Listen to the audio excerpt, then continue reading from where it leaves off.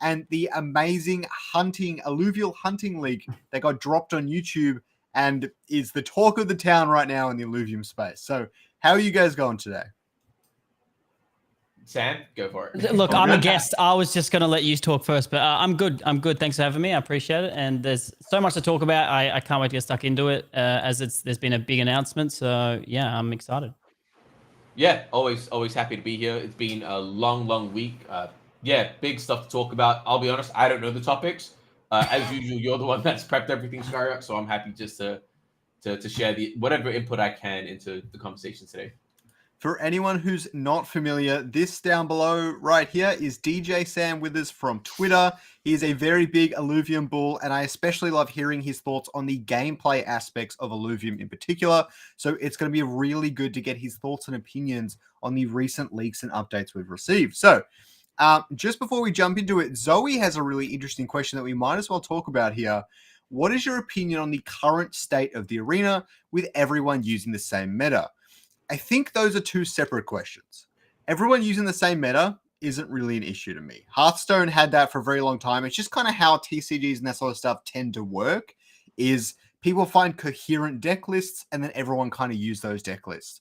The big difference is in Hearthstone, there's a lot of agency turn to turn, and your mage is still able to beat a warrior even if it's counterplayed by it, generally speaking, or something like that. Illuvium doesn't really feel like that quite as much. I don't really know what needs to change, but it either needs to become more like a TCG or really separate itself from the genre to work either way. Right now, the hybrid is not quite working. Yeah, in terms of the state, do you want to bring it back up and I'll address it as quickly as I can? What was the question? Oh, yeah, hold on. Yeah, okay. So the current state of the of Arena, one thing that I've been pushing and I'll continue to push is that this was the first public beta of it. Like, it's not going to be the be-all and end-all. We're never going to pretend like it's the greatest thing in the world. The foundation is solid. I think where it can go. Are you... Yeah, cool. You're laughing at the chat, right? I'm not even paying attention to the chat. I forgot about that. Babe. Yeah, so did I. But yeah, in terms of the arena, yeah, it's the foundation is it's a good foundation. Is it perfect? No. Is the game where it needs to be? No. And we've seen that with Overworld, with the stuff that we've just leaked in and released of the upgrades that are coming with Overworld. But anyone that's expecting that that's not the same case with Arena, they're just not really paying attention. So that's going to get better. In terms of the meta, there are some things that we can do to upgrade the way the gameplay works with banning mechanics and things like that, which will shift that meta and make it a little bit more balanced. But it's just about being patient and understanding that we're thinking about these things and they will be addressed. I'm gonna read some of the chat now. Yeah, I mean, I agree with you guys. Like, it's early days. We're still gonna wait for the main game to come out. I assume it's all testing. We're trialing different gameplays. As you can see, there's a meta there, and yeah, just needs more time. I think then things need to be more added to the arena as well. So, shout out to Zoe. Funny, yeah. Yo, Sam, I just read that's hilarious. Yo, this is gonna be a fun episode. do you want to actually respond to what she's talking about? Do you have any idea? Can I be honest? I have no idea. I was in Axie, yeah, but no one got screwed over. I'm the one that lost all the money, so I don't really need to defend myself. So yeah, I don't know. We'll just leave it at that. Yeah, fair enough. All right, yeah, let's jump into it. So.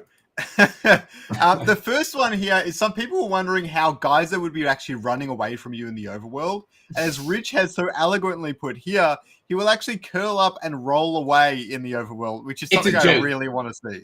It's a joke. It's not. It's a joke. He's not curling up and rolling away. That's not confirmed. He should. It's Dick making jokes. I'm not going to say exactly how or what the plan is, but I just want to make sure that that's not a confirmation from the team of what that Illuvium is going to do. Could you imagine if he did do that? That would be quite funny, though. No, I would prefer if he just stood still, to be honest. If he was the one guy that didn't move, he was just like, you see him and you're like, oh man, like he's just not running away. Like side up, he's just like waddling in the same spot or something. Yeah, I don't know. Yeah,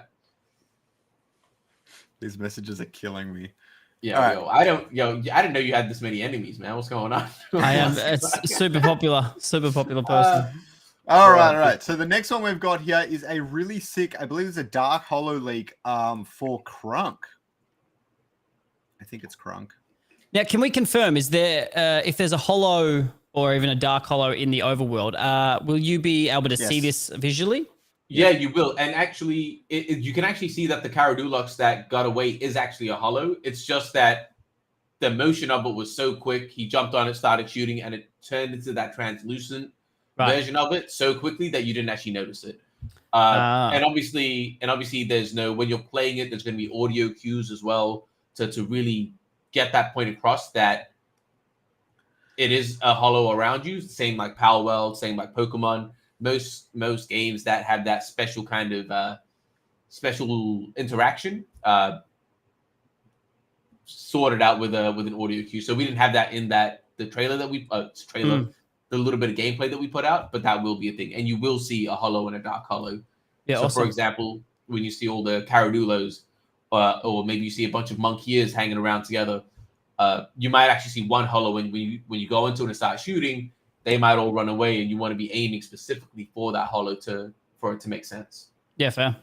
Are you able to shoot them all at once? So you see in the trailer, and we'll get to that soon, I'm sure. You see in the trailer they jump down and they attack the Caradulo and not the Carablues, right? Could he attack the Caradulo, turn around, and start hitting all the Carablues? I would assume so. I don't know too much about it. I think that is the plan, but I'm not going to confirm that is the plan. I believe so, but this is in no means a confirmation at all. I assume there's I assume there's what, like, health on each basically alluvial, and then if you get it down to a certain point, then it turns into the what is it, like a bubble thing or whatever you want to call it. Yeah, there is a reason behind it, and there is the lore behind it of why that happens. And yeah, again, ideally, like, we want it to feel a lived-in space. So, for example, again, if you have one hollow and a bunch of non-hollows, if you start chasing the non-hollows, you're just going to lose the hollow. Like, we want that feel of it to be individual alluvials rather than, yes, they hang out in groups, but it's not a group thing, and it's a premeditated animation that happens every single time. Sure. Okay, this next one here is really, really cute. It's actually like one of my it's like my second favorite alluvial at the moment, next to Scoriox, is Ebb. He is pretty cool, to be fair. Yeah. I think this line in general is incredibly popular. I know Dimitri. The way they thought about it as well is super cool. Like, instead of, like, when you think of creating something like this, you got to think, how does it attack? How does it defend? And I assume it just reminds me of Snorlax. I think if you guys don't remember Pokemon, where he's just this big fat character. Maybe that's the inspiration. I'm actually not sure, but it was really, really smart. I think the mix. I think it's a mix between Snorlax and Psyduck, right? Like that goofy, like, oh my god, like, it's like Psyduck's always running around with a headache, and you can kind of see the bigger ones that way as well, Tiktaalik and things like that. So, and then the Snorlax of it just not doing anything, fat, lazy. Yeah, I love it. I think it's going to appeal to a lot of people. Yeah, cool. Yeah, it's one of my favorites for sure. So the next thing we've got here... It's not great in Arena, though. It's not great in Arena. It's actually pretty good as far as Mystic. Mystic is very, very popular at the moment. So Yeah. So the next thing we've got here is from Johnny from Illuvium, where he's throwing out some ideas for free-to-play land in Illuvium. Okay, they're having big discussions about it at the moment because Kieran and many others in the team have seen the success of Heroes of Marvia and what that can do for a project and a brand. And it's very important that the Illuvium Zero title has a way to engage with mobile gamers in a way that it won't really, because of the way land is so integral to getting the most out of the game right now. So here are some ideas that Johnny's thrown around where you can earn tier 0 blueprints. I think that would be great. Where you can earn NFTs, raids, a simple version or an involved version. I don't think this is really going to go in that soon. More collection elements could be kind of cool. A beyond integration, I think, would feel really awkward, to be honest. And leave it as it is. He says that despite being unfun, as the community might have said, people seem to spend hours and hours playing the game. It actually has quite a decent retention, so I've heard at least. So there's some really, really cool stuff. But previously we had our priority on non-free-to-play and free-to-play with follow, but they are starting to change that around. How important do you guys think free-to-play is for Illuvium Zero? Okay, so I I think I'm sort of going to be the other end of the stick on this one because I don't know if we should focus on free to play too much. I don't think it should be a priority, I should say, because I think the reason why the retention is so high is one, people want to learn the game. And then on top of that, they're hoping that if they learn it and get a sort of ahead of everyone else, they can earn more fuel when the game does come out. So I think that's why the retention is so high. And the only way we find out this answer is when it goes live, in Q2.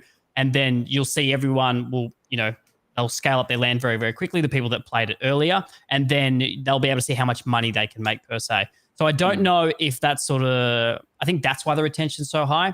In regards to where the focus should be, yes, we need free-to-play players for retention, right? It looks good on data. It looks like we got more players and stuff, but that doesn't really drive the economy. I do like the idea of the blueprints in it's a low barrier to entry, so I think that's a must. But would I focus on it? Probably, again, it depends on resources. I'd probably focus on other things. Remember, whales provide 98% of your revenue for this game to keep going. Tier 0 players are good for numbers, but they shouldn't be really a focal point. That's my opinion. I think that's a very interesting take. Scarks, do you mind bringing it up real quick? I'll share my thoughts and then cover a couple of the things. In terms of your first point, Sam, about the retention being for the players now trying to maximize the output when the game does come live. I think, look, and I'm not speaking, this is me, TSG, Taran's the official team member name, but yeah, as someone that's not speaking for the team, I think that we could potentially explore something in the middle where we go out with it free to play, that the landholders still get to play, do their thing, build out their land, but that interaction with selling the fuel isn't activated yet. So they're still incentivized to prep it. So when we do switch it on, everything's up and ready. They've got this time frame to actually maximize things before it gets switched on. So I think there's both things. And just because it's free to play, it doesn't mean that there's going to be no transactions internally, right? You might still be able to purchase those speed up things. You might still be able to purchase additional builders. And there are various things that we can do like that still that I think can benefit, even if we prioritize just getting everyone into it, just getting the game out there as quickly as possible in a free to play aspect. And looking at those things as a way to monetize short term and then switching on the fuel side of things a bit more long term. And again, I want to clarify these are all my thoughts. It's not representative of the team at all. Do you think because of Heroes of Mavia, the success that they've had, that Illuvium is looking at that and maybe pivoting too far that way with the whole play to airdrop? Then on top of that, focusing more on Illuvium 0 just because of the success they've had? I think it's a very good point, man. I'm actually glad that you are on this call, right? This conversation. I think there's a lot of good points. Do I think that we're overcorrecting? I won't say we're overcorrecting or undercorrecting. I think it's the winning points of Mavia. Some of the big points that I think that we need to look at with Mavia is what we don't have currently is a main mobile game. And I live in China. We're very much aware of the trends in mobile gaming. I think we need something solid, and we do need to prioritize that to a certain point, because that is where the majority of gaming is happening, or at least over 50% of gaming is happening today, right? There's huge markets in Asia, in Africa that don't have high-end PCs to play, but they do have South America is another one. For example, I think China and South Korea are two countries in the top five in the world that generate the most annually in through gaming revenue, and both of those aren't high-end PC countries; they're mobile countries. So I think that data point alone makes a bit of sense in terms of why we should be prioritizing the mobile side of our ecosystem, which is 0. And in terms of the play to airdrop, this is the conversation I've been having with a couple of people, again, myself personally, not the team, but it seems like it's the trend of, if you look at all the trends like previously, right? We had DeFi, and then we had NFTs, and then we had play to earn, and then we just had GameFi in general. And it seems like this current trend now, like Web3 gaming is still the thing, but the meta inside of that is play to airdrop. I don't think that it's just Mavia that's doing that. I mean, we've seen it even in DeFi coins and everything. Not DeFi, airdrop season. We've seen it with all the influencers. We've seen that's the narrative that's going right now. So understanding that's narrative and riding that that trend, I think can be it makes sense. How far we go that way, I think that's the conversation we need to have. But I think ignoring that or saying, look, we've previously said no airdrops, we're not gonna I think that's gonna harm us rather than benefit us. So I think adapting makes sense. Yeah, and then I'll just chat, and then I'll let you jump in, Scoriox. I'm sure you probably got your own take on this, but this whole play to airdrop, I was thinking about it like about a year to 2 years ago, like a year and a half maybe, and I'm like, I'm surprised games aren't doing this. Like, it makes so much sense, right? And we're all not stupid, right? For someone to make money, someone has to lose money, or that money has to come from somewhere. And these play to airdrops, very great marketing idea. I think we can all agree on that. I think that it can be done better, and I think the way I would do it is I would extend it longer, because you don't want people to come into your ecosystem. You hit 100,000 daily active users or whatever it may be, and then they try and capture all the money. You see they're non-spenders, and then they just extract value over time, and then this is what happens.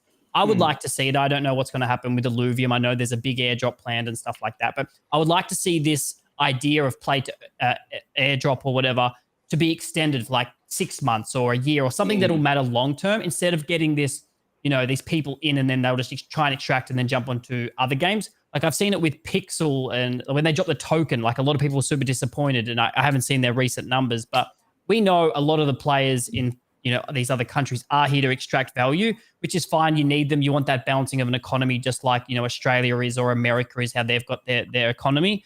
I would just like to see it done in a better way, instead of, like, I see these protocols in DeFi. They do this, if you sign up to their wallet and then you do one interaction, then you can earn like $3,000.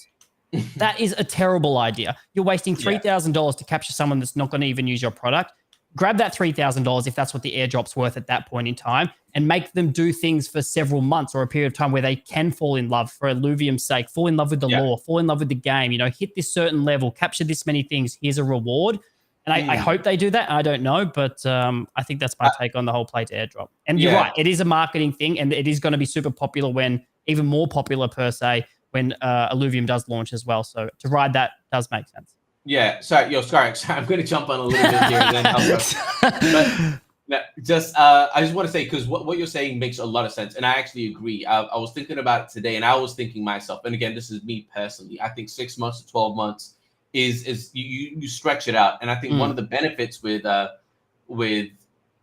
I'll say something, someone from the outside looking in, this again is not representative of the team. I need to keep giving that disclaimer, is because man, we're having interesting conversations right now, and if I say it's from the team, I'm going to buy you a shirt, and then I'm just going to make you stand up, and it says it there, and then you can continue on. 100%. But I think, like, having it stretched out like that, we've got really cool products and features in our ecosystem, like the games. Like, we've got multiple games, we've got revenue distribution, and I think that these are things that we can play into that could potentially, if you get airdrop something, it's the same thing as staking, right? That DeFi did back in the day, where you would get into an ecosystem, you'd stake it, get the yield, and then in that time, while it was locked in that state, you'd understand why you wanted to stay there more. You're like, I can't believe I got this much. So I think we've got these features that we can play with, and they shouldn't be overlooked, rather than just a standard, like you say, play for 24 hours and you get $3,000 and then you're out, like, you're done. Like, what's there to keep them there? We're lucky in that we've got lore, we've got products, we've got games, we've got revenue distribution, we've got all of these things that we can really pull, these levers we can pull, that I think can really make it hit way harder than we've really seen it being done currently. Yeah, sorry. Illuvium's so well positioned too. You have everything you could ever want. Like, sorry, but like social media wise, content wise, like Illuvium has everything. They're ahead of the game by several years. Like, I wouldn't be heavily invested if they weren't. So as long as like they're gonna deliver in a way, I just hope they do it, the best way possible. Yes, Scoriox. Agree. Yeah. Your thoughts on this? So, can I speak? All right. Sorry, one last thing. No, I'm joking. You guys know that meme where you have the two Spider-Men and they're pointing at each other and shit? Yeah. That's how I view play to airdrop and play to earn. It's literally the same thing. Like, really think about it. When Axie Infinity in the early days, it was do any single action and get tokens given to you, Mm. which is the exact same thing as play to airdrop. So no one should get mistaken about that. It's no different. What I would like to see is play to airdrop to reward playing the game, which it Yes. currently isn't. For example, with Pixels, it was just farm as much of that thing as you can, so everyone gets money. And with Mavia, it was just play 2 levels, everyone gets money. I think that's really dumb. I think do it through tournaments, competitions, all that sort of stuff. The other way that works is that only those who are interested in playing the game will play far enough to earn that airdrop. Yes. And then those are the players that are much easier to retain later on when airdrops stop, if they ever do, and things like that. And it's also a much more controlled environment. So you might even be able to sustain the airdrop for really long periods of time. And so that's my only thought on it is play to airdrop's important to do for marketing because it's trending and it's very easy way to get eyes on the project right now. So I definitely think Illuvium needs to do it. But I can't stand all the projects that aren't rewarding real gameplay with their campaigns, Shrapnel included, to be honest. Shrapnel rewarded whoever had 24 hours to kill rather than whoever wanted to try and practice and learn and improve at the game. And those are the people you want to retain. You don't want to retain the people that have 24 hours to kill. There's a lot of people that have 24 hours to kill, and those are the people that are going to kill those 24 hours in the next 10 games. They aren't going to stay on the one game. And so you're not really gaining anything from that campaign besides a lot of eyes initially. But when the money runs out, you're super screwed. Anyway, I think we collectively agree that play to airdrop Illuvium should do, and I think it should be something that's we all agree that it should be extended for doing things in game, not just a quick 24-hour thing or 2 achievements. I think we all agree on that, and hopefully we see Illuvium take that in strides and implement that. We're kind of seeing it with the arena, like it's to the top players, and I think expanding on that in other avenues, like you say, if you get 5 Illuviums to a certain level, if you it's like a questing system. Yeah. But you're getting reward like that. There are ways to do this. Yeah, absolutely. 100%. Sure. So the only other thing I've got on Illuvium 0, I think, is this one here where Johnny is waiting for the dev team's analysis, but end up with an early access version that is server connected. So they are looking at doing another beta. So it will be LAN will potentially be reset before even the open beta reset, so that we can test some of the new features and things like that. So that'll be really exciting for a lot of people. I don't know how much I'll play it without the blueprints incentive, but you never know. I have no idea why I did this one. So they're talking about for before the open beta, this other beta that's going to happen might actually have rewards based on gameplay in the game. So not necessarily from generating fuel directly, but in a certain sense, you might actually be able to earn from generating fuel before the game even goes live through other incentives and airdrop campaigns and things like that. I don't know how much the ecosystem and Illuvium would actually gain from that, besides making a lot of players and owners of land really happy, which is obviously a really good thing. But it would be really interesting to see this sort of campaign. I think landholders have been waiting for something like this for a very long time. Will, so, I don't know if you're allowed to tell us, but is the game going to be on the App Store straight away, or is that going to take some time? Or Android's pretty quick to get on, but the App Store is sometimes a challenge, right? I don't know what I can say. I think Kieran or Aaron has said it previously that we're in discussions with Apple. I think they've publicly said that on an AMA, so I don't mind saying that. From my understanding, with all the discussions I've had with the people at Heroes of Mavia and things like that as well, it really is the crypto stuff. It's like, if you can create a version that doesn't tie to the blockchain directly, indirectly is generally pretty much fine. It shouldn't be too hard to get it onto app stores. So the free-to-play version of Land might actually have 0 issues, whereas landholders might need to download a different version. I don't know. I'll go with what you've said and what Kieran and Aaron have said publicly about that one. So this one's really interesting. Johnny is not going to stop upgrading the game, and a space station might require a level 15 Nexus. Jesus, which should be really cool. Which should be really cool to see. I genuinely like the game, and I've said this, and we've had conversations about this. I thought it was the game I was going to dislike the most, but because I am insanely busy, it is nice to have just on one screen and Like I can just tap away and then get some work done, and I see something pop up, I can collect it. It's just a nice little thing to keep checking into, being a part of the Illuvium ecosystem with very little time investment, rather than like if I want to play Arena, I need to go make a team, grind it out, try and do this. If I want to play Overworld, I need to go out and actually like sit down, stop working. So I genuinely like it. Can it be better? Again, yes, obviously. I would like to see some of the rating stuff. Like I've changed my tune on a lot of things. I used to say, yo, if it's my fuel, like, why would I want it to be taken away from me? Now that I've played Mavia, it's amazing. I love the idea. I think there should be an opt-in version of it for those that want to do it, like those that don't want to. Maybe a 1.5x on your extraction or something to make it worth your while.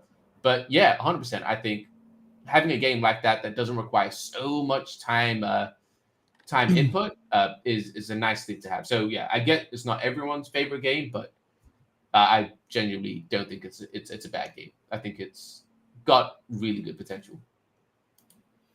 I enjoy it. I love it.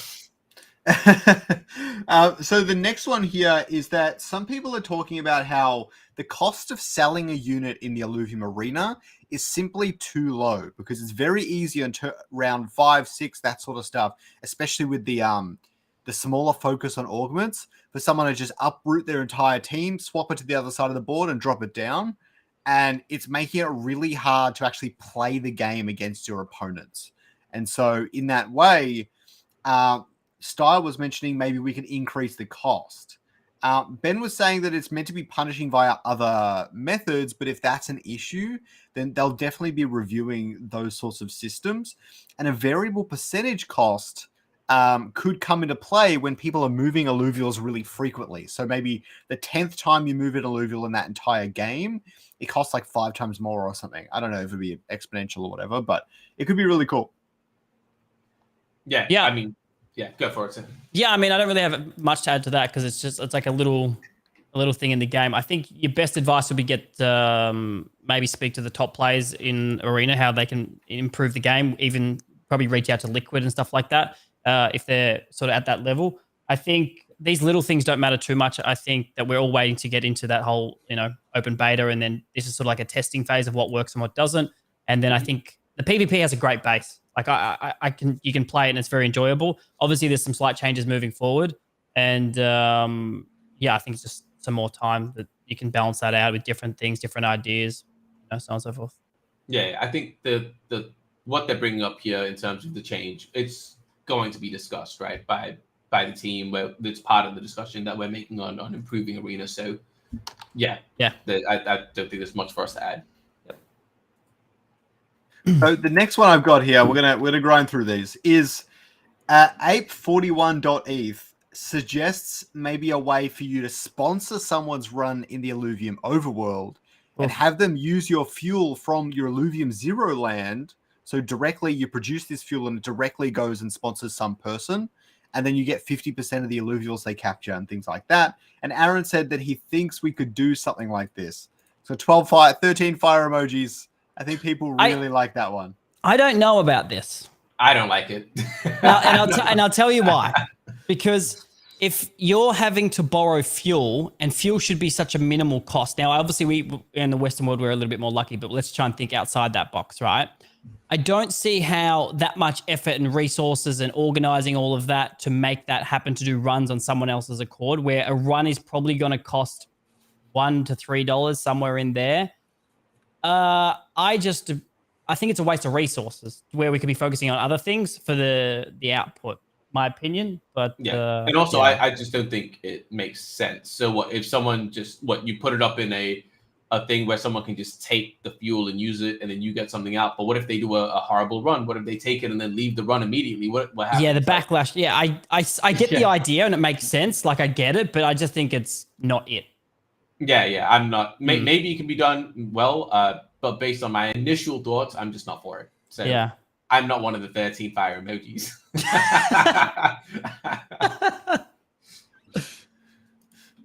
All the fire emojis. All right, so this I did not realize, and you might have some more thoughts on this, TSG.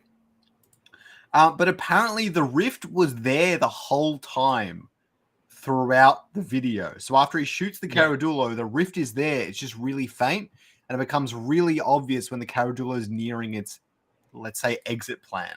No, it showed up, did it not? No, it was always there. I mean, it's the same now in Overworld. The rifts are always there when you're using Netherside, and it's only when you go into the 20% or whatever that limit is that the rifts activate. But in terms of them running away, the rifts are always there. It's just when they get closer, they open up for them to escape.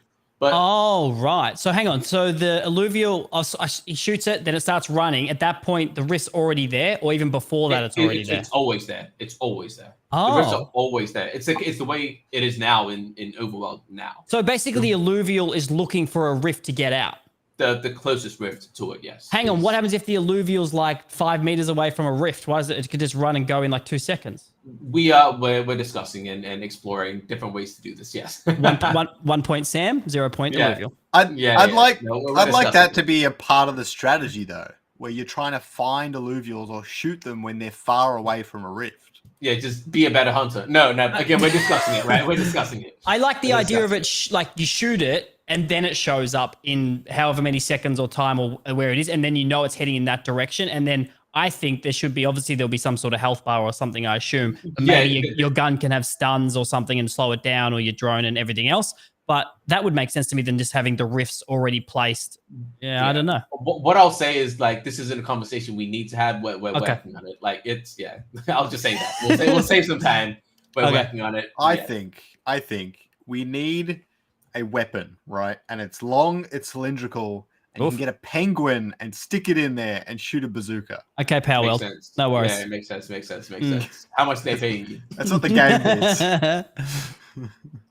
All right, so the next one I've got here is actually a sneaky little alpha leak from Aaron. Dimitri is saying that what's the purpose of an NPC out in the remote areas, and you can do everything with quests and lore and everything in Sanctum Mesa. And Aaron says that you'll understand when you have more context, but they shouldn't leak too much. Dimitri said he's been shut down. So I don't know what they're leaking here that we really shouldn't be knowing about, but there's some really interesting conversations about the NPCs and things in Sanctum Mesa, and maybe they are going to go into the regions at some point as well. I don't know.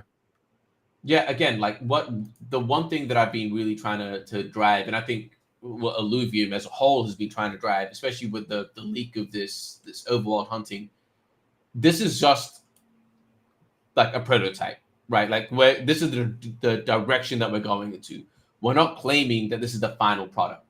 Overwhelmingly we saw, and I know we're going to touch on this later, but yeah, overwhelmingly we got a positive reaction from the leak, but we got a few people, a very loud minority, still saying, "Oh, but it's empty." Yeah, we're not saying this is the end. We're not saying we're done. Like, this is complete. We're gonna have these things, and it's gonna keep being worked on in terms of NPCs and things like that. Like, I've seen some of the stuff the team's working on behind the scenes. I'm very excited, and this is kind of just highlighting the direction that we're taking this. So if everyone understands and likes what they saw, I think they're going to enjoy what we get to and what our final goal is. It's just bear with us because, and I've used this analogy before about we've built the foundation and we've got all the bricks ready. We're just laying it on top of each other now to build a house. Like, I've used that analogy multiple times. It's just, well, I jump on here every week. The house doesn't get built in a week. So just bear with us as we put those things together. Yeah. So I think the other thing is what I hope we get to see soon and or is implemented by the time we get PB4, which I believe is going to have alluvial hunting, is things like flying alluvials. Oh. There's going to be nothing more weird than a Rampy running along the ground in a certain sense. Even if it's flying close to the ground. Okay. That would be amazing. And you could see yourself, whether you have a parachute or the jetpack and you fly around, you try and capture it. I feel, and correct me if I'm wrong, this is at least a year away. The flying alluvials. A year is a bit extreme. A year is a bit extreme. Oh, you think it'd be sooner? Yeah, then a year. Yes. Well, hang on. I picture like, okay, we released, we got bugs, we need to fix this. This has to open up. We need to rehire. We've made a bunch of money because the token's gone up. Let's do Illuvium 0. Let's do like the Clash of Clans style. We can invade each other's bases. Look, that's what I was thinking. Yeah, look. I might be wrong. I'm not a developer, but based on how quickly I've seen that they've been putting this together and just the progress that I've seen behind the scenes, I would say it's in between what both of you guys are saying. Scoriox is saying 6 months confirmed. 6 months confirmed, guys. Flying Illuvials confirmed. I didn't say any of that, but yeah, Scoriox is saying open beta. You're saying a year. I would say somewhere in between is more likely going to be the truth. Wait, what do you mean by flying? Do you mean low to the ground, or you mean it's like in the air and you have to shoot all the way up in the air? It's being worked on and discussed and prototyped. Come on, chat. I was trying to get something out of him, but whatever. Yeah. I think the hardest part is actually the gameplay side of things. It would be almost too difficult to have it really high up in the air, and it would almost look a little bit silly if it was too close to the ground. So you've got to really figure out, And I think it might have been you, Scoriox, that brought this question up to Aaron, and about the I forget, was it? It might have been you to Aaron, but I know it was discussed publicly regarding the new regions. Should we focus on the regions that we have now and not worry about the other regions, just continue building out the game now? And I believe it was Aaron who said the new regions are actually going to make things a lot easier because of the meshing of it and how things are laid out. With Brightland Steppes, it's quite easy because it's quite open, but then you look at some things like Abyssal Basin or what's the other one, Crimson Waste. They're a lot more intricate. So to get all of these things out, live, jumping here and there, flying, for example, how do we really get a Rampire flying in Crimson Waste in the caves? It's a bit harder to achieve that, right? So I think it's going to be a lot easier. We'll see a lot more progress in the newer regions because they're going to be built out with these things in mind already, compared to some of the regions we're playing now. It's just, again, finding that balance of what we can do. Again, it's a beta. We're not expecting to go out perfectly. We're going to put things in, use them as a beta, as a little stopgap, and then improve them along the way. So I think we'll get some iteration of that. I won't say, when I say relatively soon, under a year. All right, so the next one we've got here is Aaron talking about the IMX integration of the passport, and they've been really helpful with all that. So we've got to get it to a pretty good state before we go live, but there should be some other updates to Beta 3, which includes some of these things, but we will get to test out hunting. He makes it sound like we'll be able to test out hunting in Beta 3. Like they're just going to like drop an update to Epic Games, but I don't think that's the case. It just kind of makes it sound like that. Okay, yeah, I'm not going to add anything onto that. Is Illuvium at a standstill at any point due to a mutable side of things? Like, as far as I'm aware, Immutable Passport's not fully ready till like end of March. Is that right? Based on conversations we're having with Immutable, things are all looking good. Yeah. Theoretically, yes, it could be an issue, but objectively, based on the conversations we're having and the progress we're making, it's not. But theoretically, it could be. Because Passport's in beta with some games and they're testing things out. It's going really well, I've been told. But obviously, look, let's be honest. The whole ecosystem is not waiting for Illuvium. Like, sure, there's people that love it and hate it, but it's probably got one of the biggest ecosystems. And Illuvium's going to be at the forefront of all the Web3 games, right? As soon as they launch, all eyes are going to be on it. No matter who likes, hates it, whatever, everyone's probably going to play it, or a lot of people will try and play it and test it out to see what it's like. And the first real test of Passport on scale. Agreed. That's what I think. Yeah. So 100%. To answer your question, technically, yes, it could be a blocker. Currently, it's not. I'm not going to pretend and say no, it's not. We've got a solution for everything. It could be, but it's not. Me and Scoriox are flying to Sydney to the office on launch day, just so you know. Do it. Absolutely. I might have to make a trip down there as well. Scoriox? Yes. Which office? The IMX office? No, the Illuvium one, Sydney. It's not there anymore, dude. They don't. I mean, we can barge Kieran's crib. They got rid of the IMX studio ages ago. No, Illuvium. They got rid of the Illuvium one ages ago. They got rid of that ages ago. Yeah. 2 years ago. You didn't know that? No. I would have rocked up going, hello? No. They closed that up. I know they're in Dubai. Okay, sure. I didn't know this. Yeah. Yeah, they closed up that place. Well, that's the same time they moved to Dubai. They sold it. Yeah. Okay, I did not know this. Yeah. I know that business moved to Dubai, but I didn't know they got rid of their office. Okay. I mean, Yeah. I'm still down to knock on Kieran's door if you guys are. Yeah, fuck. Yeah, why not? Where's my money? Oh my god. Next. All right.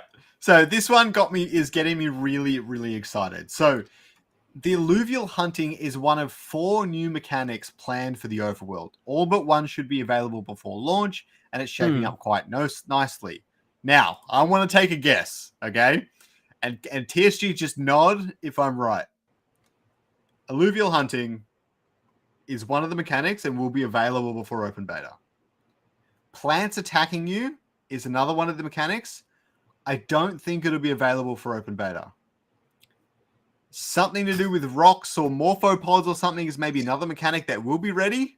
And the 4th one is maybe the grapple hook, but I'm not sure. But what about crouch? Is crouch now? Or is that part of alluvial hunting? For your answer? Crouch is just movement. That's not a hard thing to implement.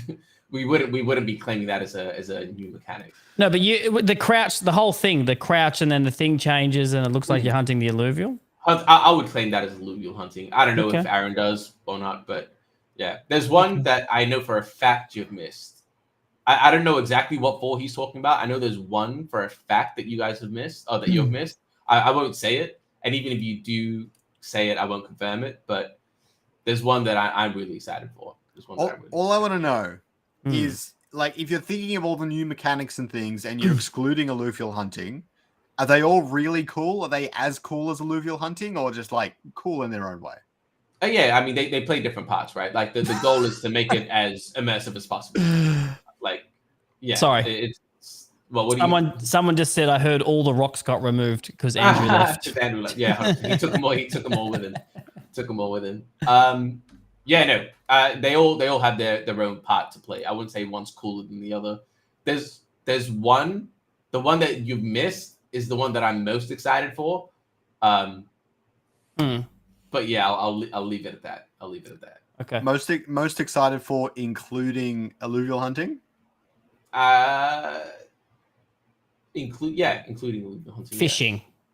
Yes. Nice. I'm a big fishing simulator fan. Yeah. Big vibes. Yeah. Oh, fishing would be so funny. All right. Every game has fishing. Every game has fishing. Including Illuvium in Q2 when we open up our beta. You figured it out, guys. You got it out of me. It's air fishing. You put up this thing and it like hovers and ramfire flies past and you get an airdrop. Nice. Yeah, that's the one. That's one. What's next? A literal airdrop because it's flying. It's sky fishing. All right, so Aaron has suggested a new game called Underworld, which I think is a really funny name. A co-op competitive action RPG with PvE option. He said he's just done a basic GGD. Don't stress. They're not uplifting the rest of Illuvium. I know everyone's always like, they should be focusing on the games and all that. I mean, they're allowed to make up documents for fun, right? In their own time, right? Who cares? Underworld is a horrible name. And it'd be like Diablo, but with more modularity to the classes, a lot more. So you can see that Aaron really has a passion for like building out so many other games, and I just love to see it. Yeah. I think, again, like for me personally, I want these games to go out and be successful before we start really talking and promising about other games. But again, it's Aaron's baby, and he loves this universe. He's building all of these things. I get why he's sharing it. I personally just want to focus on getting these products out and to a standard where it's overwhelmingly positive reception that everyone's just. I just want to see launch. I just want to see it. I want to see retention. I want to see what's flowing in. If people love, people will hate it at the same time. I want to see how many players there's going to be. You know, the fighting, the marketplace transactions. I've been here since day one. I think so have you guys, or close to. Like, I remember I was the first person that interviewed Kieran back in whatever days it was, and I've just waiting for so long. So I'm ready. Yeah, exactly. I want to focus on what we're. Yeah, no need to expand yet. Like, let's get the overworld perfect. Let's get the arena perfect, or as close as they can be. Make it all interoperable. Make it all working blockchain, and then I'm excited for the future. Like, don't get me wrong. I'm very excited for the future of the expansions and all the things that we can do. But right now, I really want us to focus on on what we have in front of us rather than thinking elsewhere. But again, Aaron in his free time can do what he wants. I'm just saying, for me specifically, I want to be focusing on what we have in front of us. I like thinking about how fast you might be able to make some of those games, but it's one of those things where it might seem like it's going to be really fast, and then ends up taking like a year. You're like, shit. I mean, that's what we've kind of found building out these initial 3 games, right? But again, for sure. One of the good things is that we've got that foundation set. So I think I know a lot of people now have said with the movement mechanics in Overworld, a battle royale might be a thing. I genuinely think that it could be something that we can explore, and that wouldn't take that much time or effort to do. We've got everything already there. So things like that make a bit more sense. When we talk about the kart racer, when we talk about a Smash Bros, like that, let's hold off on stuff like that for now. Oh, sorry. So, Aaron has put out... we boring you? Yeah, I didn't know I was that boring, man. I apologize. I've had a really long day. I'm just exhausted. So Aaron has said in regards to the Illuvium Arena that the general idea is for the flow to be smoother. The decision space will also be more inside the game instead of in the team builder, which is the current problem with the Illuvium Arena. And something that, honestly, I always underestimated about TFT and the way that it's currently set up and how the decision space is in the game. And that's one of its greatest strengths. And I never really thought about it that way before. And now I have a different appreciation for it too. So the good news is the implementation will take far less time, which is good to hear. Should grab a different crowd with this new game mode. And the other thing is that, where is it? Oh, as for concrete example, you won't be able to play stage 3 alluvials in round 1. Matches will go a bit longer and there will be a bit more randomness in between the rounds. I really like that. I think I don't know how it's going to look or if it's going to be good or not or whatever, but it sounds interesting. It sounds new. It sounds like it'll change up the way the arena is currently played. Yeah. I've got some thoughts on it, but Sam, do you want to jump in? Do you have anything to add to this or? I mean, I get the idea. One, off the top of my head, obviously I'm just learning of this now, but is limiting a player to what they're allowed to do and what they're not allowed to do. Like if I have gone out into the overworld and captured this tier 3 or 5 and whatever else, and I'm not allowed to use it off the bat, that could be a little bit frustrating from a player's perspective. A stage 3. Stage 3, sorry. Yeah. And then on the flip side, I like how the games will be a little bit longer. I think what a rough game is around, I think it's 8 to 10 minutes on average. About 5 to 7 on average. 5 to 7 game is about 10 minutes plus, yeah. And if we look at TFT, I believe their numbers are more like 20 to 30 minutes. If you look at Fortnite, their games are around that 20 minute to 25 minute on average. I know it's a different genre and everything else, but I guess this will all come down to the data. Only Illuvium has this. They'll be able to tell what the retention rate will be in the future. I think it's great. Another game mode's coming out. I would say that's most of my thoughts on it. It's like I'd give my opinion to the top players. Like they understand this game more so than anyone. They know what people want. They know what people will like.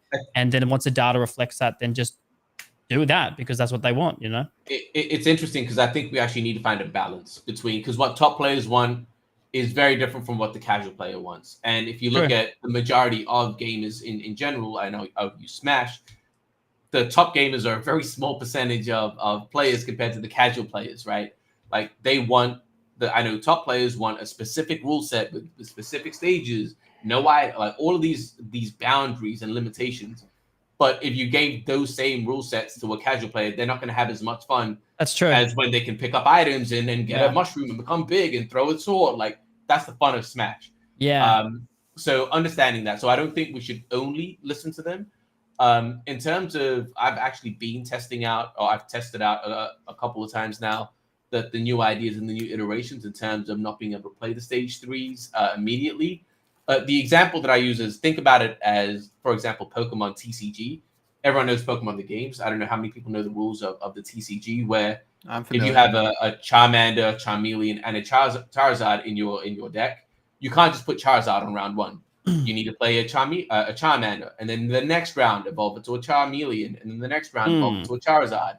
It gives you a sense of like progression on your board. Like you know you've got all of those 3 in your hand.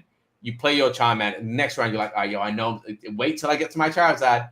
It gives you that. So I think one of the things that I'm feeling now is the changes are very, very appealing to the casual players, which I think is super, super important in terms of how impactful it is to the top tier level. I'm unsure because I'm not that top tier player, but for the majority of players playing the game, I think the changes are incredible. Adds a lot of fun, a lot more decision making space, and I think overall, even the bare bones of the iterations we're looking at now are going to be super beneficial to just the player experience. It still needs to be worked on, but definitely in the right direction. For the majority of the casual players, casual to mid players, I think it's way better. For the top tier, I'm unsure, but for the majority of players, I think it's definitely much better. Do you think Arena, like, don't get me wrong, there's great base for Arena and it's early days, but do you think it's missing something as well? Like, is it too same every rounds, like the metas or anything? Is it like, I don't know much about TFT if I'm super honest with you, but obviously they go for a lot longer, that 20-minute maybe mark. But there's more complexity. There's more, you're versing more players. Do you think the Arena is missing something like that, like more depth? Yeah. Honestly, I just wanted to quickly say that I did play a tiny bit of Arena today. The changes to legendary augment bidding are actually a really big deal. Like, since people have more alluvials in their deck and the legendary augments are catered to whatever the players have in their hands and stuff, the decision space is so different now. It's like way better. I might have a Scoriox on my deck that doesn't fit with the rest of my cards at all. But if the magma chip comes out, now I have the option to change up the way I'm going to play my end game because I've got other options that have come into play. And maybe doubling down on those aspects of the game could actually be a really big deal for the Illuvium Arena, honestly. I think like it's not going to be the game changer, but I think 100% expanding the amount of legendary augments, expanding the amount of tokens, like the new algorithmic changes to legendary augments, incredible, actually incredible. I think expanding it to five legendary augments, 5 tokens, or even adding another round. Right? Adding another legendary augment round at like 6 or something. You do 1, 3, and 6, or 1, 3, and 5. I don't know. I just think maybe it's not even legendary augments that you do it with, and maybe everyone's augments in their teams just go into a pool or something. I don't know. Just doubling down on those sorts of aspects, I think will be a big improvement to the strategy of the Arena. Yeah, I will. Yeah. Oh, sorry. Go for it. No, I would just like to say that I would love a mode where you could play whatever you wanted and as many as the same type of winner. And the reason why is, one, if you look at it from a marketing perspective, say I could put down, I don't know, 5 links or as many as I wanted to that could fit. Yes, I understand that it might sound a little bit silly, but if you look at it from a marketing perspective and also fun perspective, like everyone would share that stuff online. Like I versed this guy, he just played 18 links, or that's probably too many, but you get the idea. It's very fun. It's very marketable. It's hilarious. If you look at Power World, they played on the idea of kicking cheap down and you could throw them and, Pokemons with guns. That went super, super well with the marketing aspect and people wanted to share it. I get it. It's a serious game, but I would love a mode more of a fun game, a fun play where you can just do really crazy things. A sandbox mode or a custom match. Yeah. Custom rule set mode. Yeah. I think that would be super cool. Because I think I've spoken to you about this behind the scenes, Sam. But like, even as a content creator, like I know I would never do this. You probably won't either. But Jimbo would, where you play with 8 snails, and every time you lose, you have to eat a snail or some crazy. Like, there's so much content that you can do with that, right? Or if you play with the lynxes, every time you lose, you donate to like a cat charity. I don't know. Like, there's so much stuff that you can do. Or you need to go outside and find a random cat and give it a pat. I don't know. There's a lot of content you can do with things like that, with challenges and just fun things. A stray cat? I don't know, man. I'm just making things up on the spot. But I agree. I'm sure there's a cat charity. 100% there has to be, right? Like cat welfare or some shit has to be. Pussy. I shouldn't be saying that. But pussycat welfare has to be. God. Yeah, I said pussycat. Pussycat. Yeah. Next. All right. Nice segue. This one is really fun. Okay. Kieran actually put up a RevDisk chart. Oh, I haven't seen this. I'm not gonna. When did he do this? I thought you might like this, Sam. I'm gonna do. This was off the back of his Illuvium Insider. I'm not really going to discuss token price. I'm just going to say that if anyone wants to see this chart, it is up to you. You're not on the council, Sam, so you can say what you'd like. I'm just not going to comment. But for anyone who doesn't understand what this chart is representing, basically he has set the total stake tokens to 6 million, the treasury tokens to 1.5 million, and the revs each month, the revenue generated by the DAO each month is at 5 million. And this is kind of how he looks at the token price of ILV based on these factors and a variety of different selling pressures. 75% for green line, 50%, and 25% for the cyan line. Sorry, is it 5 million just for those 1.5 million tokens, or is it 5 million in total? What? I think this is revenue as a whole. If you go back just to where the Discord is, he says 5 million in revenue. Month after release, first revenue, 5 million. Every month, I believe. I think what he's showcasing is the price of what ILV would be from the buy. Yeah. I think Illuvium's price is going to be substantially higher than that already. But neither myself or Scoriox can comment. Not financial advice. All I can say is in the Discord, he does mention down lower that he feels this is conservative in terms of revenue. But I've got nothing to add to that. I can say whatever because I'm not on the council or whatever, and this is not financial advice. But if we did the maths of it, right, I won't go into full numbers, but like in general terms, as long as there's enough players and they're spending money and it's fun and there's that whole ecosystem running, I see the Illuvium token being substantially higher than what it is today, like substantially higher. I think more so towards, somewhere between $700 and $1,000 before end of year. That's my opinion. And obviously there's rev divs and so many factors. Yeah, I just see it differently. Like as soon as this game goes live, it's a high graphical game. As long as they get players staying and their retention's good and people wanting to spend money and the law's good and everyone's talking about it, what we all think it would be like.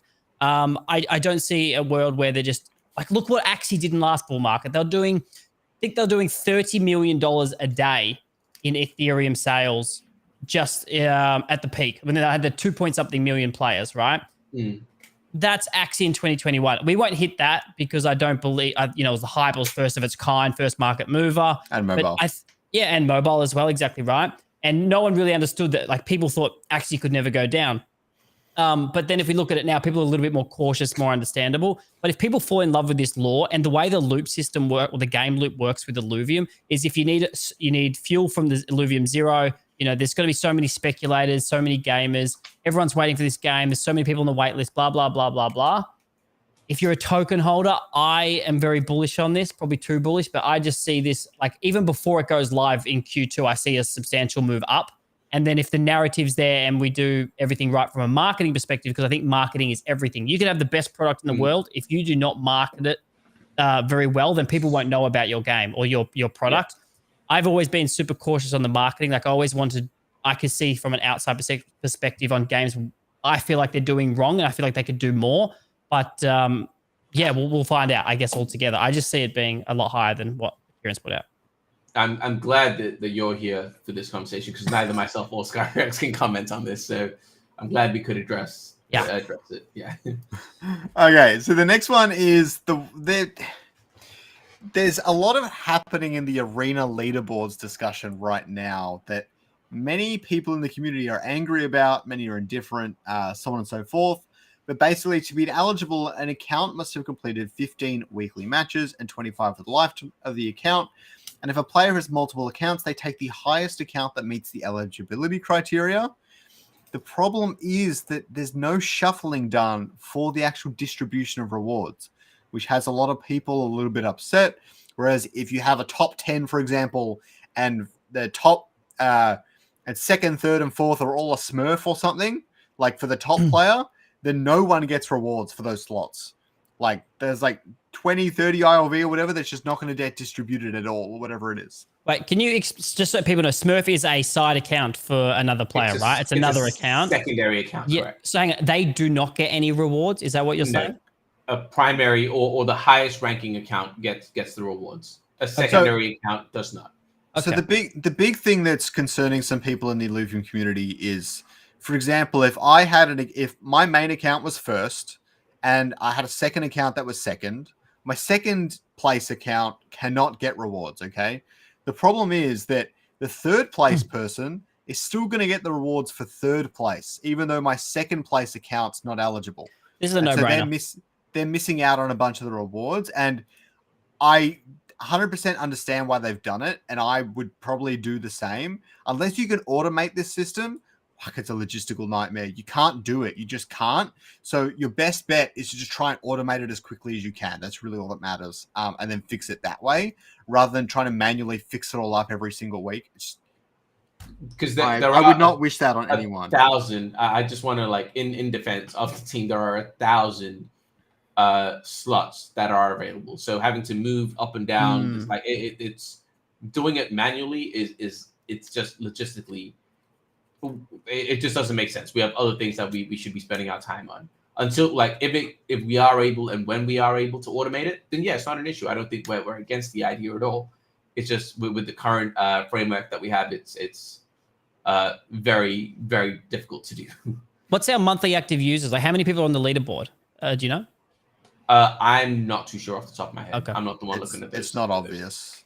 If Illuvium Master had the full API, they'd probably be able to figure it out, but we don't. We're not able to do that or anything. Okay. And even if we could, we're under NDA. I probably couldn't say anyways. Okay. Well, I think it's a no-brainer. I think we all agree. I wish, like, best case scenario, no Smurf accounts. They just get moved and the next player moves up the ladder. It's a little bit harder than just to say do that, but maybe in the future. Without KYC, like, how do you know if it's a Smurf? Like, they could just, because we're asking them now, please use your net. So Viper 1, Viper 2. But I mean, if he really wanted, he could just. Yeah, I see the point. Like, I think this will flesh out over time, and it's like not a big problem right now. But I get the frustration. But there's nothing we can do, so we just move forward. Exactly. Simple. Yep, easy. All right. So the next one is a sweet little Illuvium Zero leak. I don't know how I feel about the UI. I think I really like the UI. I think what's throwing me is I've never much liked the color of that grassy texture on the back. And the color is just throwing me and making me not love this image overall. Really? But the UI is good. I think it's great. Yeah, I love the UI. I'm colorblind, by the way, so I don't know. You might see something that I don't, but I think it looks clean. Are you actually? Yeah. Oh, 50% of males are colorblind. Look, let's not get off track, but yes. Oh, wow. Okay, crazy. Is that like your way of saying, yo, I don't see color? Yeah, sure. Going woke? Wait. How colorblind are you? I don't know. So my first, this is irrelevant. I'll be super quick, 10 seconds. I was going to be an electrician when I was younger, but then I didn't. So now I'm this. Electrician, you need to see colors and stuff like that. I don't know. But this looks great. I think from a UI perspective, it looks great. Florian's killed it. And I've seen the stuff Florian's working on. Beast. Absolute beast. Is he the UI? Sam sees this as like black and white. Okay, let's be confirmed. I'm not like an idiot, but I can see color. I'm not like a dog where it's just gray. But I think if this UI is clean, I love it. I can't fault it. How else would you do it differently? I wouldn't. I'll tell you guys. I don't know if I should. I'll tell you guys a very quick story about Florian. I met him when we went to Italy, and so he does the UI, right? Yeah. This guy's crazy. He can look at an image and just say, "Hey, this is 1 pixel off to the right," just by looking at it. Like, insane, dude. We were eating a pizza in Italy, and it was like a rectangular pizza. I swear to God, fan, this guy was cutting it up. Every single time he took a piece, he would move everything. So oh my God. And at the end of it, me and him ate the same pizza. He had one, I had one. My thing was messy all over the joint. His was crystal clean. Like, he has OCD. He has OCD 100%. 100%. But yeah, no, Florian is a beast with UI stuff. So that's very like me. That's like me when I do all my wireframe things, especially for Illuvium Master and stuff. I'm like, if it's 20 pixels from the top, it's 20 pixels from the left, it's 20 pixels from the right. It's all going to line up perfectly. But you need people like that, right? It needs to be perfect. Otherwise, you're going to have problems down the line. And shout out for Matt for just letting me know about the electrician thing. So thank you. Okay, cool. Yeah, I mean, so after this influencer stuff is done, you can head back there. Be an electrician. Okay. For, But yeah, for no, anyone, for anyone who's yeah, yeah. unaware, in Good stuff. Australia we call them Sparkies, and they're actually like Yeah. the highest paid job we freaking have over here right now. Yeah. It's insane. Yeah, it's incredible.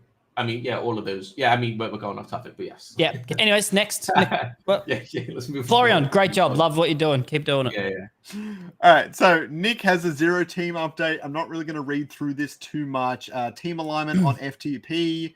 Added MVC for accepting cancel trade offer pop-up. So a lot of the player-to-player interactions are being integrated now. Speed up API integration is done, which is really great to see. VFX branches on progress, processor logic, whatever the hell that means. Debugging, testing, peer code reviews. It looks like they're getting pretty close from what I can see here. So let's go to the next bunch one. of stuff is happening in 0. Yes. Great. So players' feedback has been heard loud and clear on Beta 1, and there is a huge amount of work going on for Arena and Overworld. We aren't cloning a proven formula from Web 2. Iterating based on feedback and deep testing was always going to be necessary.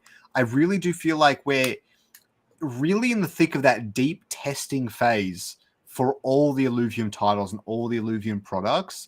And we can see the results start to come to fruition. I know alluvial hunting has been in the works for quite some time, but it really does feel like it came about from even private beta 1 of the overworld testing, the arena changes and updates and lots of stuff coming down the road as well. So I'm excited to see that the testing is paid off in the end. It's better than just going straight to open beta. It was important that we did it, and we've got some progress to show for it, which is exciting.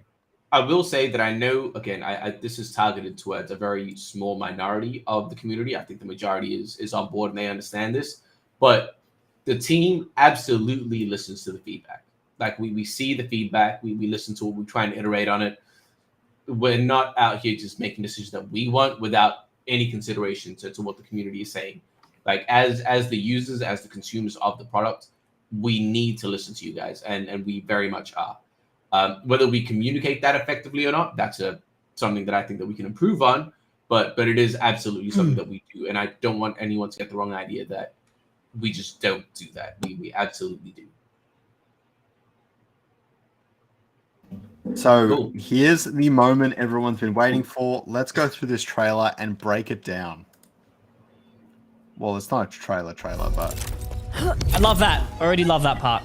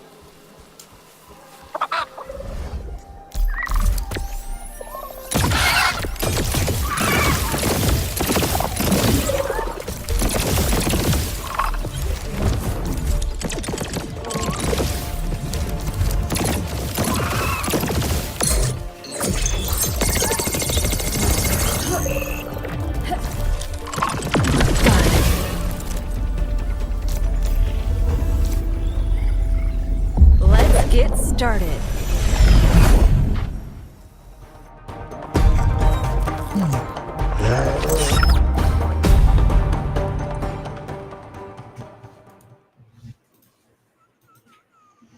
Still, We're gonna.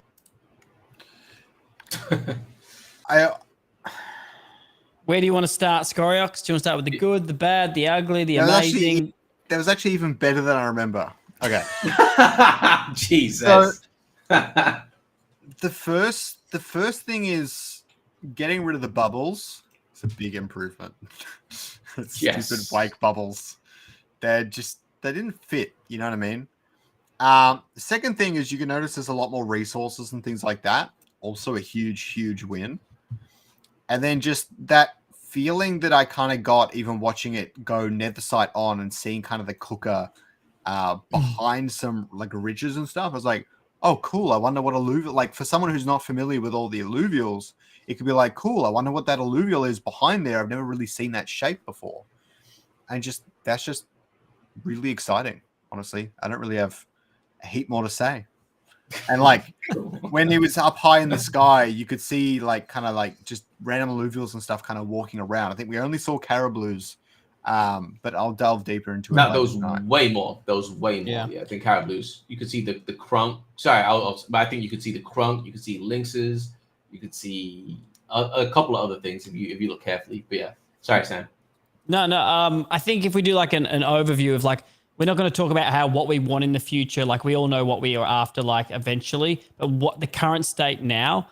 I definitely love the animation that I haven't seen before. We've seen obviously when you go into the alluvial portal thing and you enter in, but they've obviously added the drone movement where he flashes and then everything becomes highlighted. Also when you drop down as well, all perfect. Like obviously people will skip that eventually, but it's very immersive.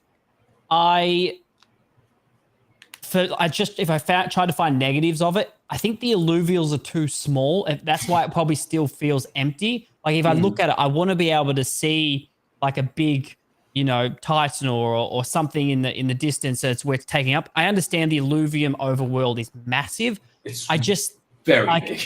and I also I just wish like if the alluvials were just much bigger, it would take up more space. It would feel more immersive. It would feel better. And I think that's what it's missing. But again, it could be many factors of like, it doesn't go in with the lore. They're already this big, X, Y, Z. And obviously then your character becomes out of place. It would make the world feel not even close to empty. And then if you add things on top of that with questing and stuff, I think it'll be cool. But that's one thing I wish, because then you could see things further and you could see them all. Agreed. I obviously overwhelmingly positive feedback on it. Like there's some negative takes, like no, I wouldn't say negative, constructive takes. Yeah, like what you're giving, which I think is fair. I'm personally pushing for it, and I believe Kieran is as well. We want to see everything 2x. We want to see more. Hey, perfect. In terms of the size, we've already played around with that, and I think they addressed it already. We've already made it bigger than what it was previously. The overworld is just way too big. Like I would say way too big. It's just the scale is ridiculous, right? And I think it's fine for it to feel like that. It just means we need to fill up the world a little bit more. So I think, and what I thought was really cool was when you went into the nether site, you saw there was an abundance of things to do immediately. There was a bunch of yellows everywhere. Yeah, I want to see that 2x. Like that's my thing. I want to see that like a 1.5x or a 2x. I just want to see them absolutely everywhere. The moment you go in, there's an abundance of things to do. Like the goal now is not to, oh man, can I find the alluvial? It's which alluvial do I want? Can I find the one that I want? Like that's I think that the fun of it all, right? It's kind of like going on a treasure hunt. Like I think that's the feeling that we can capture with this. It's a hunt. It's okay. I've seen 3 atlases here, but I really want something else. Like, can I go out further into the region? Can I go back to the outskirts of the region? Can I find the thing that I want? I think that's what is going to be fun. And then when you find it and you find it in a hollow or whatever the variable is there, that adds the excitement. So no, I agree. Overwhelmingly positive. There are certain things that I'd like to see more. And again, the biggest point I want to drive home is this is not the final product. This was meant to, we don't have showcases anymore where we have leaks. I think instead of dropping leaks here and there where we kind of get used to it and we overlook it, I think doing little things like this. I mean, it's not so little. We saw IMX put it out with I think 200,000 impressions. Illuvium's got a bunch of impressions on it. We got a lot of eyes on it. So I think putting out these leaks in this format is a lot better. But then I just think we need to make sure that the messaging is right. That this is still just a leak. This is essentially the leaks that we've seen. We didn't go out with saying, "Hey guys, this is the final Illuvium," when we're showing the progress. This is just highlighting the progress, and I think that's the most important thing, that anyone looking in understands that this is not the final game. Still, relax. We know what we're doing. Just bear with us. This is the step that we're taking in the direction we want to take. I think you're right. The response was overwhelmingly positive, I would say, definitely. And look, this is what everyone wants. Like, if you look at the core community, if you see the reaction of this and how many views and how much interaction these posts got, it's substantial, just as much as Arena, and like it's just as much as Hype, without even doing a podcast AMA run or anything like that. Yeah, you can tell this is what people want, and I think that everyone is definitely loving this. Obviously, it comes out in Q2, and you're right, there is a lot more to come down the line.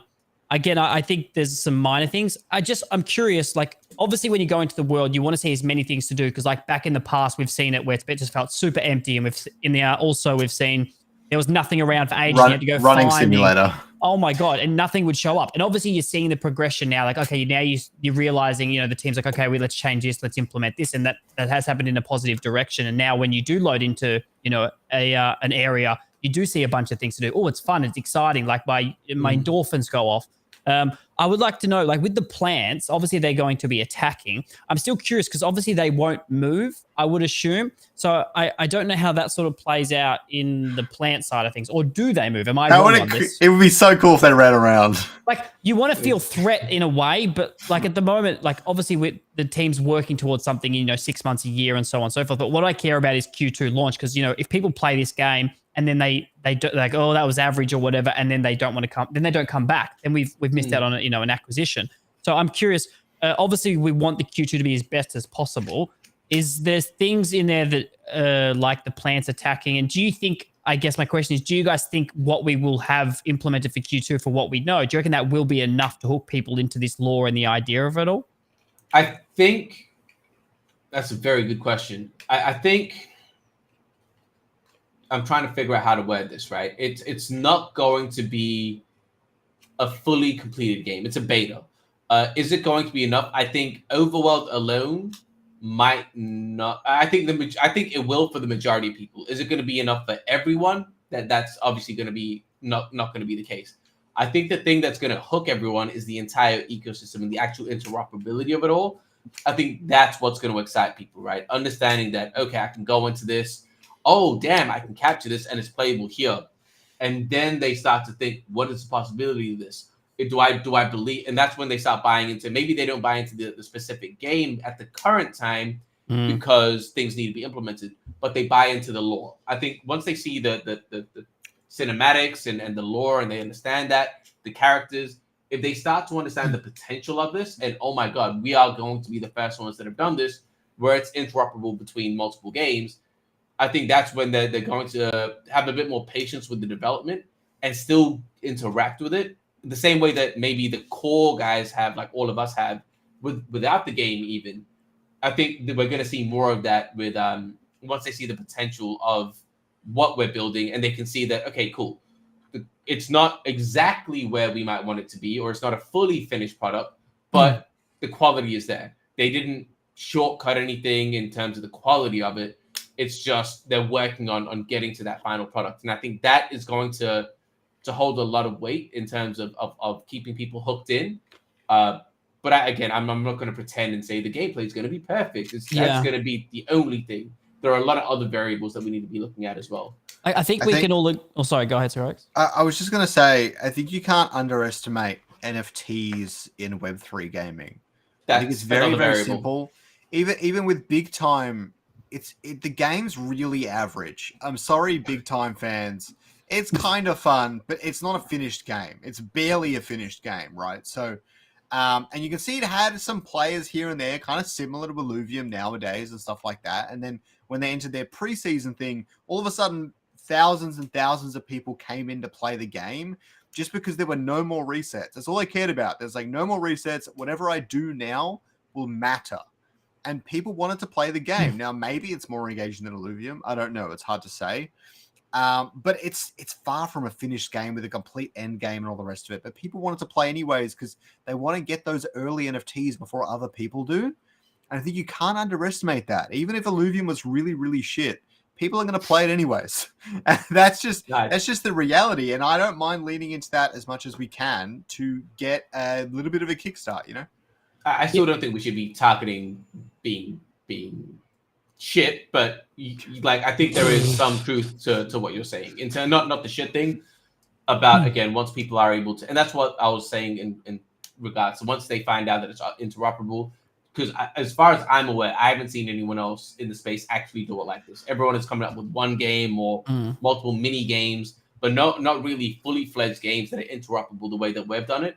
So I think if they buy into that and experience that, again, the products might be incomplete being in a beta, but I think they'll see the quality of it and the direction of it.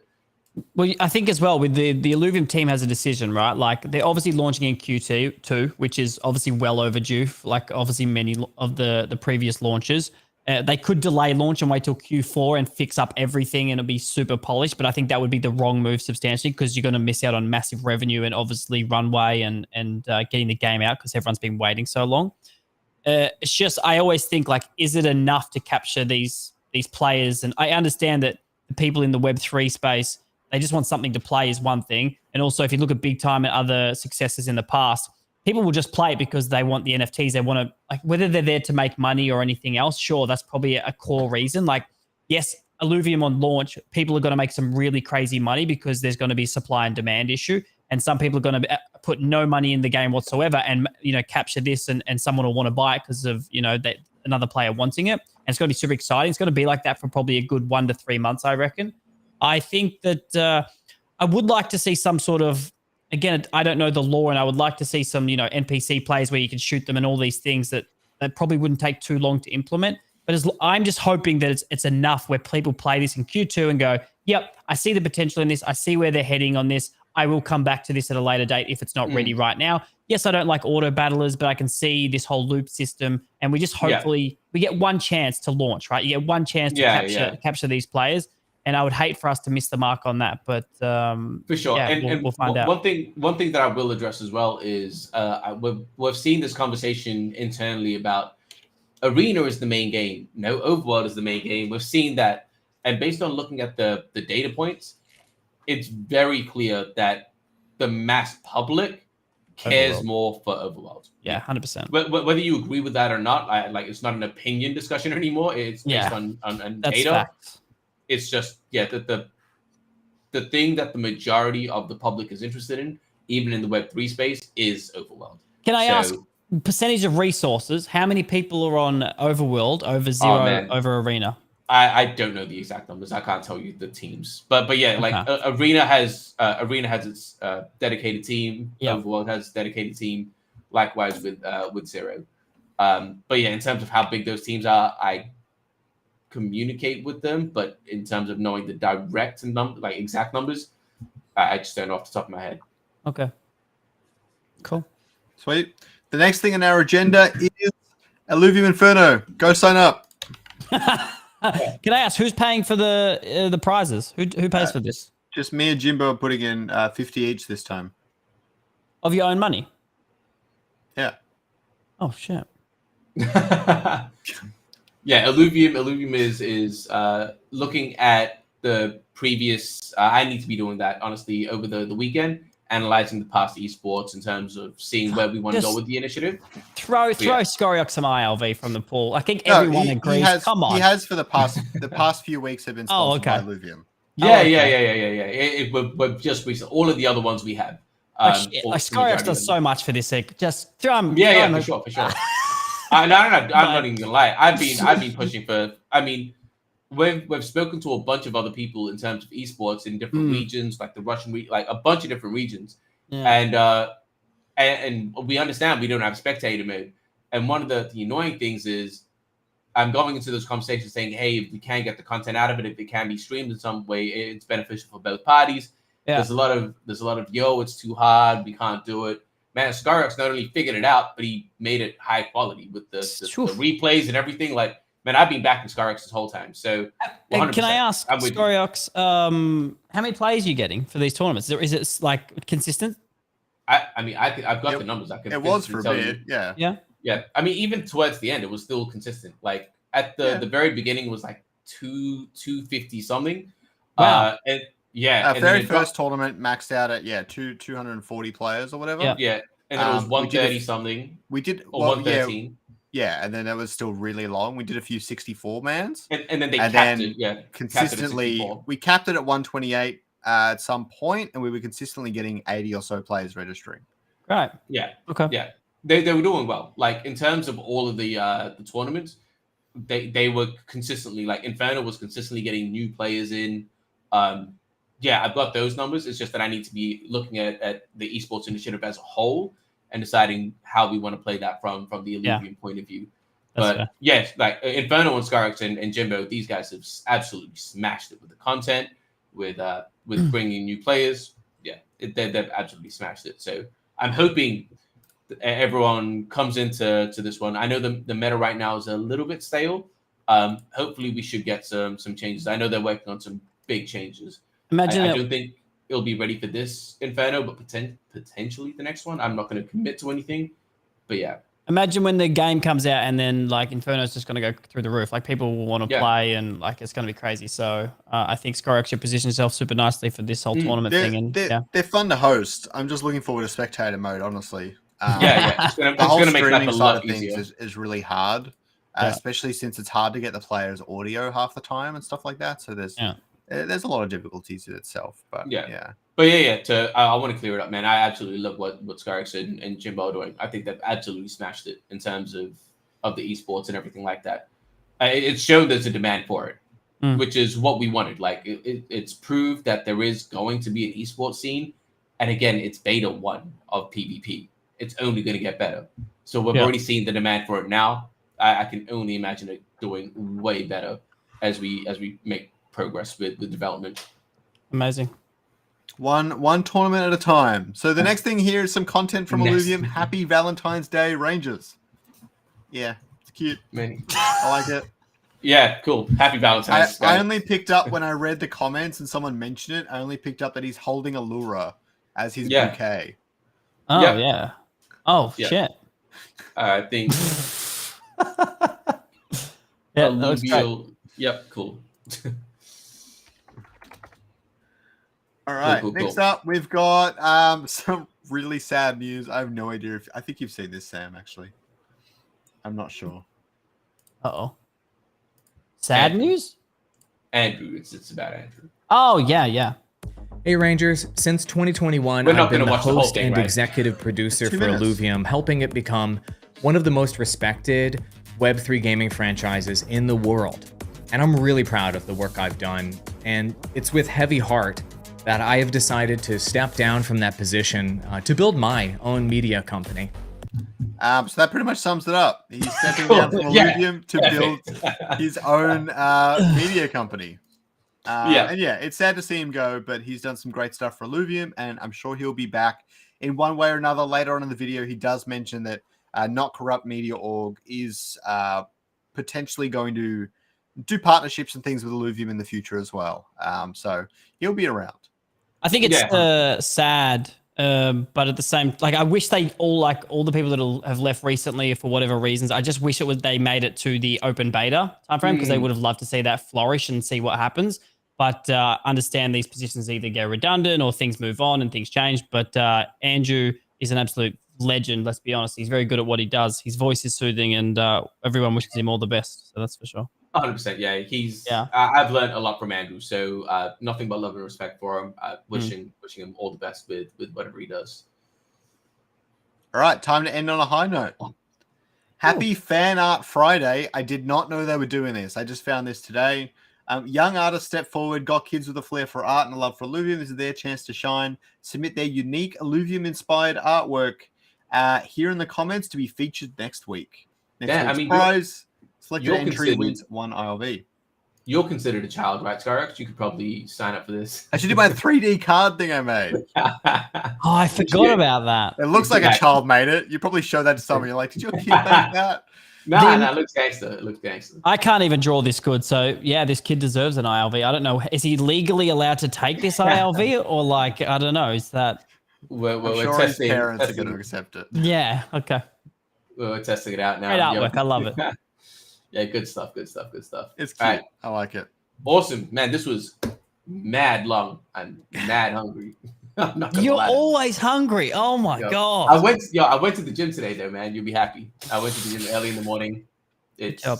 We're on it. We're on it. Good job.